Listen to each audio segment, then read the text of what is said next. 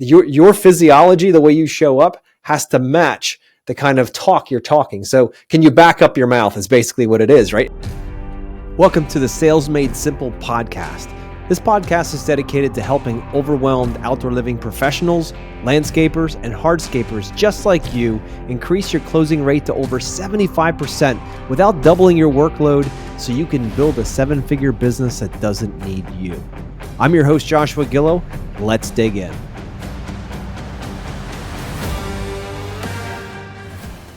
Hey everybody, welcome back. Today, I have David Esh on the line here with LuxScapes Unlimited. We're going to dive deep into his sales process. He's been in business now about a year doing amazing outdoor living projects.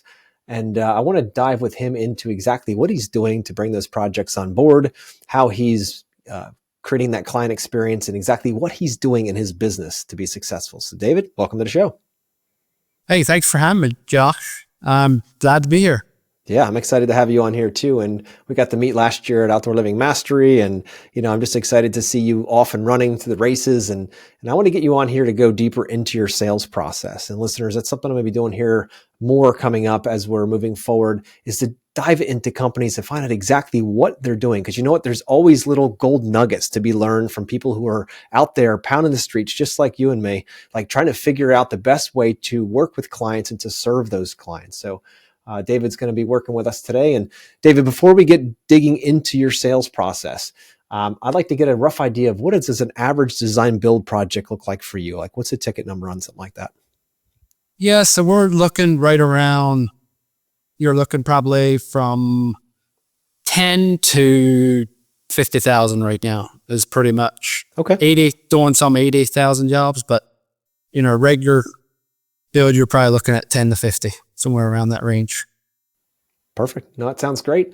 And on an average project like that, or an average group of projects, if you went out to meet with, say, 10 new clients and you use your current sales system in place, how many do you think you'd bring home? How many would you close? So out of 10, how many would you bring home?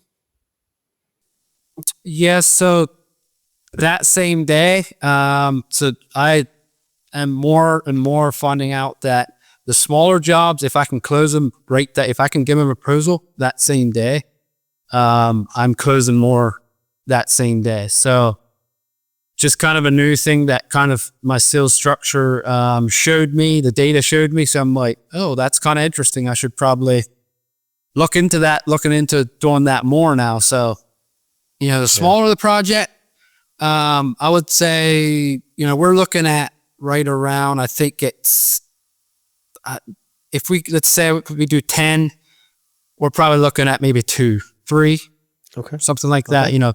The same, out of 10, probably, yeah. Okay. And so that sounds good. Now, how do you handle design with your company? So I know some of the smaller projects might not need design, but when you do have a project that does, it would benefit from design, how do you handle that in your company right now? Do you charge for it? Do you is that part of the project, or how are you handling that? Yeah, so that's actually one of so we go out, usually we, talk to the customer, make sure they're a fit for our company. If that's, make sure everything's, makes sense for us to even make sure it's not just we're slapping wood together, right? Or something like that. It's something that we want to do. And then, so design, yes. So how we do design is we do $500 flat rate for now. That's what we have, flat rate. We haven't had any that went above 500. Now, if there's a bigger, let's say we had one that was right around, I think that one came out to 95 to 100,000.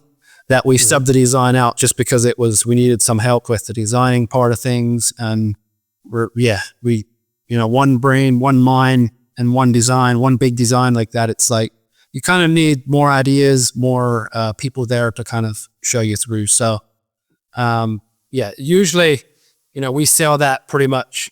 That's our first step, right?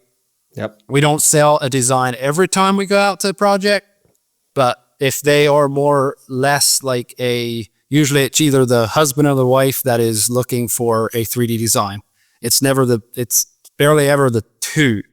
One is a visionary and one is not. So it's, you know, maybe the wife is like, hey, I just can't picture this. Why don't we do a 3D design? Yep. Then we do a $500 deposit before we ever start the design. Once we have that $500 deposit, we go and do the design, come back, make some tweaks or whatever. And then from there, it's pretty much, then we do on. So what we do though is the $500 that we charge up front, that is a refund if they go with our company to do the project. So it's a deposit toward the project then.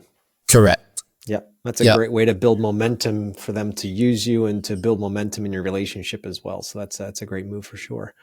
Mm-hmm. So if you don't mind me asking, David, I know last year was your first year in business. What was revenue like for you last year? What did you guys end up topping out at? Yeah, we topped out. So we're actually not even quite a year into it yet, but in April we'd be a year. So in January we were right at about 650,000. Okay. For revenue wise, as far as from April to January of this year. Got it, man. So that's great. Yeah. So we had a good year. It was one of them years that it was crazy. I mean, some days, some weeks we were like, oh man, where are we going to go next week? And next, the week came by and it's like something worked out, we did some excavating work. We're kind of here and there, but it worked out. I mean, we're still here. So that's excellent. God always provides, right? He does. Absolutely. Every time. It has so far. It pays our bills. Yeah. What can we complain? Exactly. So David, I'd love to start out with, if I was a client calling into your company, so we can do this more deep dive into the sales process. I'd love to get a sense of what I would experience from you guys and kind of like what you're working on the back end. So can you take me through, if I called you today and we started talking about the project, what that would feel like for me as a client? Yeah. So we kind of structure our sales process. So connection stage is more or less, you'd call in, so what I have in connection stage is openness, disarm the prospect, openness, disarm, and then wanting to look for, what are you looking for, right? Do you know what you're looking for?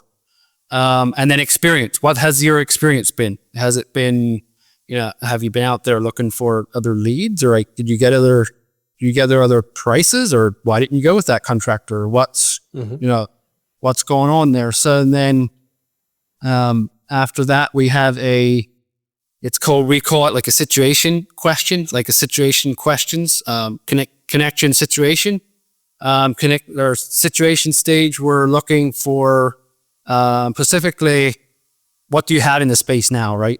What do you have in your backyard space? And then we go into, what does your layout look like? Like, what's the layout in the backyard? Can you kind of describe to me what your layout looks like? And then what are you wanting to look at? What are you wanting to have in that space, right? What are you envisioning? What are you wanting in that back space? And why? Why, I mean, are you going to use it? Or are you not going to use it? Like, what's behind that? What's driving that? And then it's the next stage, we have problem awareness, which is pretty much finding out the problem, right? Why, went all through the why, but the same, like, what's the problem? What is the symptom? What's causing you probably lived there for 5 years. What caused it now? Like, why now? Yeah. Why now? Exactly. Why is it this important to you now? Mm-hmm. And then, so that would be, then we go into how long have you actually wanted this for? And then then we have the feel, what's the emotion behind this? We try to, feel that emotion behind. So then after problem awareness, we schedule in for if it sounds like they are a fit for our company, then we go right into scheduling a consultation with the customer.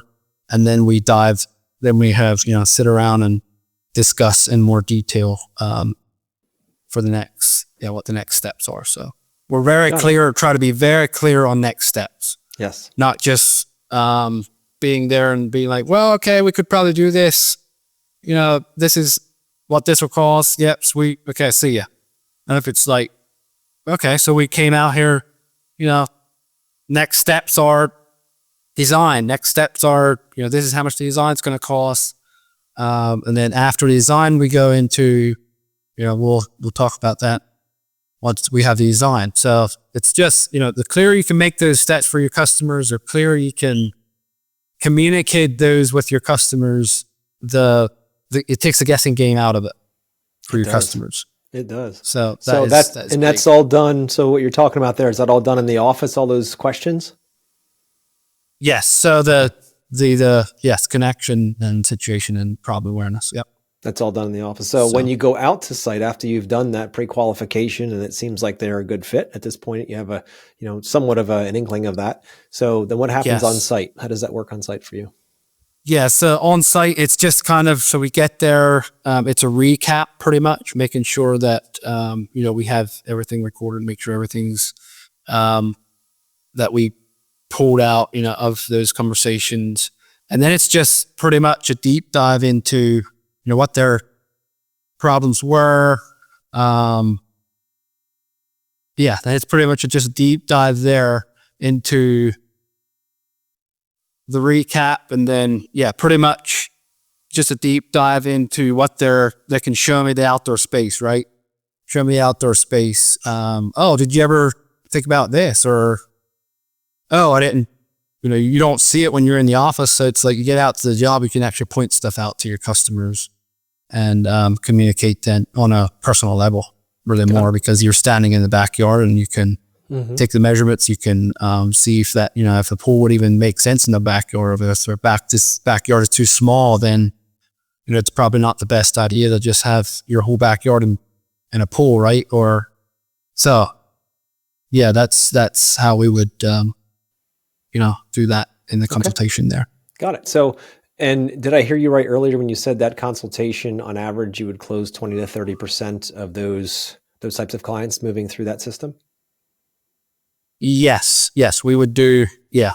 And that's definitely rising, the better we get at that. Absolutely. I've got to give you tons of credit, David, because I know when I first started out about 30 years ago, the last thing I was thinking about was having any kind of sales system in place. But I just went out and I shot off the hip, and I'm like, well, all right, I'm just going to ask some questions. I'm charming. It'll work. Right. And sometimes it did. And sometimes it didn't. Right. Yeah. But I have to applaud you for making that a priority in your business, that you're looking at systems first, as opposed to waiting until it's a major problem. Yeah, it was definitely so as I grew, I was never good at words. I mean, I was good at working. That was it, right? I was never very good with words, and I was always kind of blunt, that guy that would just go out and just blurt something out and people would be offended and stuff, It's like, well, how do I, to best serve my customers? There's a better way, right? If I want to be the 1%, that 1% of the best in my industry, I gotta be working on this. I gotta be, we just heard, I just took away from the Living Master this year. It takes 10,000 hours to become the top 1% in your industry. And I figured out if I do 3 hours a day, 5 days a week, figure out on this sales structure, it's going to take me 9 years. Mm-hmm. So that gave me something. I'm like, oh boy, I thought I'm working hard at this, but it's I still got a long way to go. But so at all means, I don't, every customer is different too. The process the process is there, but it's you got to still talk their language in that process, if that makes sense. So you can't just have a script that has all your answers in it, because every prospect, you can't even write enough of words out on that script to even figure out what you're going to be saying with every prospect. It just doesn't work that way. Yeah, and you know what? Every conversation goes a different direction, but what a script does with that, having that process, that sales process in place, is it gives you a framework, so you can show up more confidently, knowing what's coming next. Even if the client goes left, you can zigs a little bit, you can zag them back in, but you know where you're going. If you have nothing to work with and you're just kind of rolling along, the client then becomes the one in charge, if you will. Exactly. And then they feel that you've lost the frame, because what they're looking for really is someone to guide them through this process and lead them to success, to the result they're after. And if they don't feel that's you because you're stuttering around, not knowing what question to ask next, forgetting half the stuff, you know what? The likelihood of you closing that project goes down significantly, doesn't it? Exactly. And it still happens to me this day. I see it. Like I see it, I don't know, probably 10, 5 out of 10 consultations that I see it as a learning curve because I see it happening and I can do something about that. But it still happens even though I have a structure in place that I'm trying to follow. Yeah. But the thing is, you're becoming more aware, David. And that's exactly the first starting point of everything, is becoming aware. We've got something that we need to work on, say it's a sales process or system. And B, there's things that I need to work on when it comes to my presentation, the way I show up, my physiology, my shoulders back, am I ready to go? Or am I kind of hunched over and not really sure of myself? Am I fidgeting? Am I doing different things? Like, what am I doing am I aware enough of who I am showing up as? Because I don't care if you have the best script in the world, David. If you show up and they don't believe that you can do the thing, I don't care what you say. Exactly. It's not going to work. It has to, your physiology, the way you show up, has to match the kind of talk you're talking. So can you back up your mouth is basically what it is, right? And if they don't see a connection between the two, what you're saying, your presentation, and the fact that they think you can actually deliver on this, if it's not a connection, a correlation there, there's going to be a no-go, or they're going to give you that false yes, right? So they have to line up, and you're doing the right thing by going out there and burning the reps. Those 10,000 hours don't come easy. Those 10,000 hours take a lot of work, and you're doing it. I love that. I love that about what you're doing. So what is it that you really think your sales process, like, what does it make you really good at? What are you really proud of so far that you've accomplished in the year? So I think just even probably the most thing is being a father, of being at home, like learning how to have conversations in not trying to outdo the other person. I was always bad at that, and being like, a customer comes to you and being like, hey, I walked this trail last week. And I'm like, oh yeah, well that trail, I did this trail. It's like, what does that, like, that's not you. That's not even relevant. Like it's about them. It's not about me trying to compete what for trail I ran because they ran a trail. Yeah. It's not about that. It's about, if I can I solve the problem that I'm there to solve. Yeah. Totally. I don't know. And that was a big eye-opener for me, is just like being relevant in the conversation, and then being relevant in the conversation, and then not trying to outdo when I'm having conversations. It's tough though sometimes, right? Because we think that we're enhancing the conversation by sharing our experience. If they ran a trail that was 2 miles long, you're thinking, I just the other day ran a 4-mile trail. So you think you're adding to the conversation. But what do you think the homeowner feels like when you're like, oh, you ran a 2 mile? I ran 4 miles yesterday. What do you think they're feeling then? They're just like, well, I guess it wasn't as cool as I thought, or right? But we're doing it, a lot of us, and I used to be guilty of this, we do it out of the best intention. We want to connect. We're trying to build rapport. But then we find ourselves one-upping, is what it's called. You're one-upping them, trying to be relevant in their world. But the problem is they start feeling like you're trying to be better than them. And they're like, I don't like this person. Like, I just got done running 2 miles. That was a big deal for me. And this guy now telling me he can run 5. Or I just went to the Jersey Shore this year, and this guy just got back from Fiji. Like, how does that even connect? Like, why do we do that as sales professionals? Why do we try to one-up? And I know why. It's because we're trying to connect, and we don't know a better way. We don't know a better way. Yeah, for sure. And that was a big one. Being aware, but you're aware of it now, and that's huge. Yep. Also, I'm curious, are you aware that you've had a pen in your hand the whole time and you keep clicking it? Yeah. Thought about it a couple times, but because because we can hear it on the broadcast. We can hear it. Okay. So again, it's awareness. Like when you are all of a sudden aware of it, the question is, can you put that pen down and be like, all right, I need to work. I'm excited about this, but I need to be able to do it without that. Is that something you can do? Absolutely. Awesome. But again, it's awareness at the end of the day, right? It's all about the awareness. And you're like, okay, wait a minute. So what are we not aware of specifically when we go out to meet with customers and we're on the phone? What aren't we aware of? That, I mean, that's just the thing. Like you're never going to be aware if you don't take the first steps of wanting to know, right? And then so all my conversations go recorded now, everything. So even out on the consultation, like as in person, that was just like, once I changed that was big, because I can go back and listen to that, right? And be like, okay, well, what could have I done different? Or, okay, they said that, but I responded with this. Okay, so if I would have responded with that, I might have got a better response that way. You know, so it's like, if you don't track something, you can't get, I just found that out as well. Like, you have to track what you want to get better at, because if you don't track it, where you're not trying to hit a target, right? You're just trying to shoot for something that you never know that you're going to hit. Yep. Yeah. If you can't improve what you don't measure, it's very simple. It's the same with business and numbers and all that. If you're not looking at KPIs and understand where you need to hit, you just shut your eyes and just run straight forward.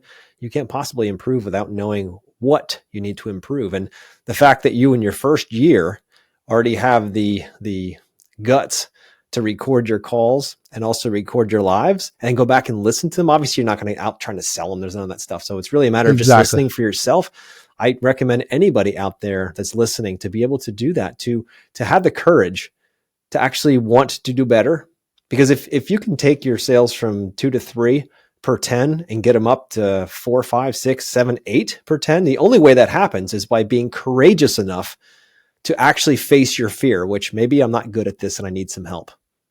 Right? Exactly. And you're like, but some of that, most of that comes down to how aware are you able to be of yourself? How much can you look in the mirror and actually look in the mirror, listen to your own voice? Yeah. Sometimes hearing our own voice is kind of like nails on a chalkboard, and it's like, I don't even want to listen to it. Right. But exactly, you know, for the listeners out there, if you struggle and you're at 2 or 3 per 10 and you're like, oh man, I really want to do better. A simple thing you could do would be to take a little pocket recorder, or even your phone with the memo on it, the voice memo, and turn it on and just record your call and then go back and listen to it. Sometimes you might, grimace a little bit. You're right, like, oh, but did I say that? Like, I totally botched that part. But listeners, listen, bring in a piece of paper and write this down. The second you become more aware of what you're doing, the less it becomes an automatic behavior that you have no control over. The more you start to look at, there's a Duke study that was done that shows that 45% of our actions in a day are habitual, which means they just happen out of habit. We don't even think about it. 45, that's almost half of what you do in a day is habitual. And some of those things serve you and some of them do not. The question is, if your closing rates aren't where you want them to be, what are you doing habitually that is pushing against that growth that you want, that increase in closing rate? What are you doing habitually that you're not even aware of? So when you stop for a second and you say, look, I want to record my next call. Maybe it's just a phone call into the office, and your sales call, maybe it is the one out in the field. And when you do that and you listen, you all of a sudden gain a massive amount of awareness. Now, the question is, what do you do with that? Do you just put it away and say, I'm never doing that again because that was way too scary? Or do you actually sit down like you just mentioned and say, I wonder if I listen to this, if next time I get that objection or I hit that corner or that edge or that block in the wall, maybe I could try a different path. Where do I need to go? Just paths, that's all right. They're just paths. So it's like, where do I need to go so I don't hit the tree next time? I just need to walk around it. Okay, what do I need to say to get around that tree? And then you can work on that because you're aware and you're courageous enough to look into it. So I'm glad you brought that up. Yes. Because it takes a lot of guts and a lot of courage to record your calls and listen back and actually use it as fuel to make you better in the future. And then you go on a call and you share your recording. It's like 25 people are listening to it. You're like, ugh. Yeah. It's like, this is But I love it. I love the accountability. I love the, you know, it sucks every time that I listen to myself. Hmm. Still yet. I mean, it's not near as hard as it was, right? Yep. When I first Yep. started, but to this day, it's like listen to my own recording. It's like, ugh, it's just, I don't know. It's tough, but you know what? It's not, if it ain't tough, I'm not going to grow. So That's I right. really enjoyed having tough, really. Yep. I love That's that why I about you. enjoy. So Yep. That's awesome. So, is there what part of your sales process right now is the biggest challenge, the greatest challenge for you? I think probably the objection and problem. Mm. I Once I hit that, it's like I'm running Okay. tail tucked. Like just I don't know. It's something that scares me, right? It gets me out of my comfort zone of going deeper with with the clients. Of what is a real problem, you know? And like I just feel like I cave not every time. I mean, I'm getting better because obviously I'm improving, but um yeah, it's just every time I get that objection, I'm just like, okay, yeah, we'll do this, you know, like just boom, I schedule for a consultation, or like I can't deal with it, you know, or I can, I know I can, but it just comes easier to just be like, oh, push them down the road.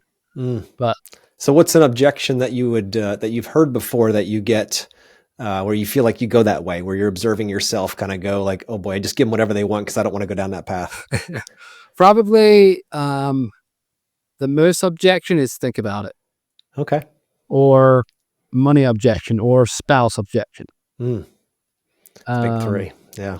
yeah, exactly. So I would say like all three of those, I'm not just super confident with doing the objection. I'm learning obviously for those three, but yeah, so it would definitely be those three on the objection handling that I'm um, learning, getting better at, but at the same time, I'm still running. So why am I still running? I guess because it seems like I can't, but I can. So yeah, What do you think? I mean, usually when we run from something, it's because they're deep down, there's some kind of fear there. There's something that's like that we don't want to go to, right? We're trying to stay away and exactly. avoid it. What do you think that could be? I think for me it is so I've had in the past I've had like was on sales calls, and they were like, and I was like, well, I want to talk to my spouse, and I genuinely wanted to talk to my spouse. Then they wanted to talk to my wife. And they're like, oh, what do you mean? I'm just like, shut up. I told you what I want, right? I want to talk to Yeah. my wife. Like, what does it Mm. matter to you what we talk about, or what I tell her, or Yeah. and then so I think that was the biggest one for me, was like just getting over that and being like, this is actually helping me out and helping them out as well. So, at the same time, if I want to talk to my spouse, well, what are you actually going to talk to, or like, what were you hoping to talk about? Or, what is it to talk about? Or that's probably not the good respond there, but getting a, getting a feeling what they would be talking about with their spouse always is helpful to know what to come with next, maybe the consultation, or, Yeah. you know, something like that. So Got it. I think So that was is it, if I'm hearing you correctly, it's because you've had the experience in the past where you just honestly need to talk to your spouse and you don't want somebody pressuring your butt to make a move because you have to talk to your spouse yet. And you're not exactly. ready to be able to say yes yet, but there's pressure being put on you. And how does that make you feel when there's pressure being put on you to make a decision now and you can't even talk to your wife yet? It's like my brain just shuts down but knows what to do. I mean, that's basically that was what that specific one was like. I it was good because my wife was like, I don't think I would do that. But now to this day, she's like, I'm glad you did that. So thanks for doing that without talking to me about it. So honestly, I wanted to talk to her about it, and I did. When the salesperson was on the call, I called my wife, and she was like, I'd rather not. But then when it came down to it, it is what I needed. So, and I knew that, but my wife was like, nah, I'd rather not why, right? Why do we need this? But at the same time, I knew that this is going to help me get to the next level where I want to go. Yeah. So at that point, it was like, a no-brainer. So Yeah. Was that something for business or something for your home? yes, yes, Okay. that was for business. Yeah. Got it. Yeah. It's always great. Those women are very important next to us to be able to help guide us Oh my and give goodness. us insight and all that. They are, if you're not, gentlemen out there listening, if you're not listening to your women and you're not, utilizing them in a way of discussing things and having them see it from a different perspective, because they probably know you best, you're missing out on a massive opportunity. Wow. Massive opportunity. You just have such, no, for sure. And yeah. that was a big thing on our growth so far, even is my wife. Like just like I'm coming home with these, okay, well, why would she would be a better business woman than I am a man. Like she is that way. She's very good with business. Numbers make sense to her, and numbers, what are numbers, right? Numbers never really made sense to me. But at the same time, it's like having her by my side, pushing me to new levels that I didn't even realize that were possible. Now it's like, wow, like that. Thank you for what you do for me every day, but Yep. No, that's big, man. That's big. It's a team effort, right? So that's the absolutely important part. And I appreciate that. Absolutely. So the one thing that I didn't hear about is how you're handling the conversation around budget. Do you talk about budget? Good question. I try to, yes, but that's still, it seems to be a little sticky because everyone is, so I don't like to use the word budget because it's a what do you call it? It's like an objection that, like, kind of, when you hear budget, it's like if I ask you, hey, what's your budget for this project? You're like, budget? I mean, I don't know. I don't budget. It's like, it kind of up tightens them, right? Like kind of just budget. So what I try to do more or less is funds, right? What for funds do you have allocated to this type of project, right? Or what for funds do you have set aside that you were hoping to use for this? Or, so that's just a small, tweak that I try to do. Yeah. Budget. Yeah. Does that answer the question that? Oh, it does that. You were saying? So what part of your process, are you still in the office when you're making that or having that conversation with them? Are you on site? Where does it normally fall within your, we'll call it script for now, but your framework? Yeah. So usually on the consultation, unless for some reason it's, like we get a lot deeper than some, we would probably do that on the sales call, on the first initial call, if that's what comes up or it makes sense at the point. But I like to do that in person just so I can get a more of a feel of how they're going to respond, I guess, to that. Because anybody can be like, well, I don't have a clue. But if you're if you're at the job site, you can maybe even, I know throwing numbers out there isn't the best idea unless you know exactly what it's going to be. So, if they ask for a number, I always go, if I know if I'm like, oh, is it going to be 10, 15,000? I go 20, 30,000, always shoot higher than lower. If I give them a, ballpark, something that, oh, well, that's not, that's never in our budget. Well, okay, what can we do maybe this isn't even a fit. Yeah. At that point, maybe this is not going to work for you. But unfortunately, if you're doing that on site, how much time do you have invested in that relationship before you find that out? Good question. Yeah. I mean, if you could find that out the first call, that would be ideal for sure. To not have that objection come out on the consultation when you're thinking that all of a sudden that this isn't the right fit. Yeah. No, you have a point there. Absolutely. I mean, the main entire plan around, having a sales process is to guide a client from where they are to where they want to go, right? The sales process happens to be your operating system, if you will, and how that happens. Mm-hmm. It's not just about putting money in your bank account. It's about guiding them on a journey. And that journey has to start in a way that they're both have the right expectations set early and you understand what their expectations are. Because if you both have different expectations, then I don't care what your pricing is or your sales structure or whatever, it's not going to work. We need to figure that out early, right? And some of those expectations are around how much they're going to invest in that space. So that has to be part of a very early part of the relationship, is setting those parameters to make sure you're even in the same field playing the same sport. That's an important part, right? Because if not, you're going to be out there chasing all those 10 leads, come back at the end of the day with 2 or 3 in your pocket and be exhausted and overwhelmed and stressed out and all that stuff. Where if you work those things early, the cool part about a great sales process is it does a lot of that objection busting early. If it's done in a way that leaves things like budget for something that could be on site and could blow the entire thing up, because that's really deep down what clients are asking for. Like, what's it going to look like? What's it going to cost me? And who's going to build it? Those are the deep burning questions. If we can't answer those on our initial call with them, discovery call with them, then by the time we get out there, one of those could be a ticking time bomb, right? And we are going out there with a high probability of not being able to close that project because our expectations aren't aligned. So it is very important with any sales process to make sure that you set expectations early. We like to do it in the office before we ever leave.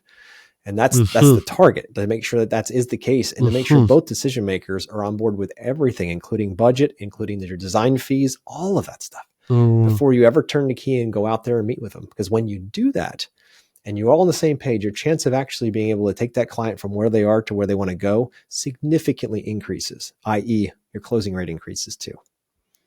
I can see that. That's the bigger play with all of this. So I appreciate you sharing what you've done so far. You've got a great framework starting out here, especially first year, bro. I got to give you, hats off to that. I don't know how many listeners out there think about it. Your first year, did you have the awareness to invest in, actually training and sales and structure and all that? I wasn't thinking anything about that. I was like, where can I get my next truck and my next piece of equipment that I can drive through town with my arm out the window looking cool? And I was also, 18 years old at the time. So anyway, but the point is, it's amazing that you're doing that. And that's such a great thing. And any listeners out there, if you struggle with this, having a framework takes the pressure off of you. When it comes to a closing project, takes the pressure off. Yeah, you have to learn it, but you got to learn everything. Once you learn it, then you can just stay to the structure and keep moving as you move forward and know what the next thing is coming. Even if your client throws you a zig, you can bring them back with a zag.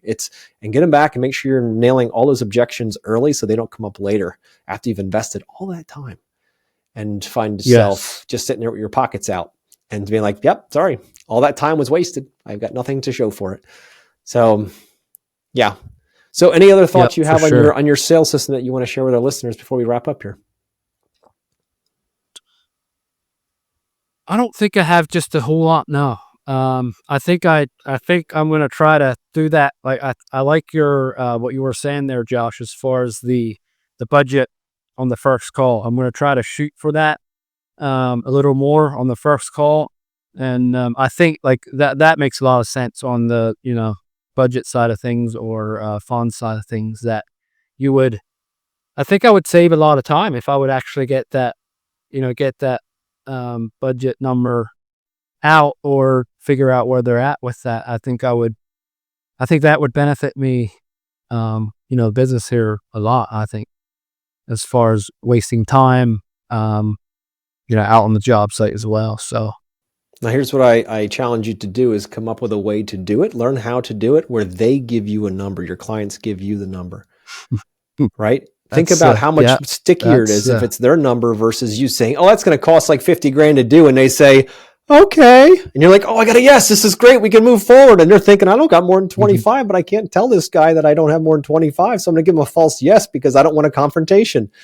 Yeah. Right. So I challenge you, as you move forward here and to discover a way to be able to speak in a way that they actually ask the questions that they give you numbers. And when they give you the numbers, what's the likelihood of them being numbers that they'll actually, follow and hold true?